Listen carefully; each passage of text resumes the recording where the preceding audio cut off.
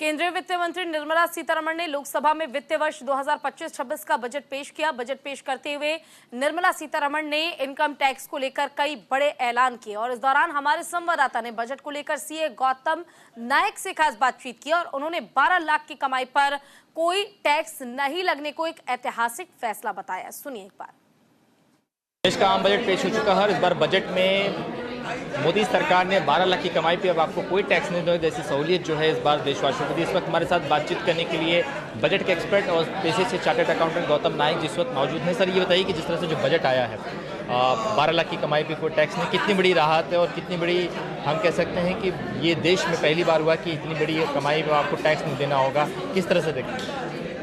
अभी तक यहाँ इतना एग्जाम्पशन लिमिट था ही नहीं, इतना 5 लाख बढ़ा के एट वन टाइम उन्होंने जो फ़ायदा दिया है कि लोगों की अपेक्षा थी कि 7 लाख का 10 लाख हो जाएगा, लेकिन ये जो 12 लाख का जो लिमिट किया है वो काफ़ी अच्छा है, ये दिया है।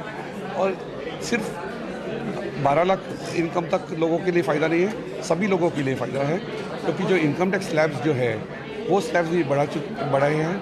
तो जो 30% का रेट जो था वो 10 लाख के ऊपर लगता था, वो अभी जो 20 लाख के ऊपर ही लगेगा, यानी 10 से 20 लाख तक की इनकम के स्लैब लोअर कर दिए गए हैं।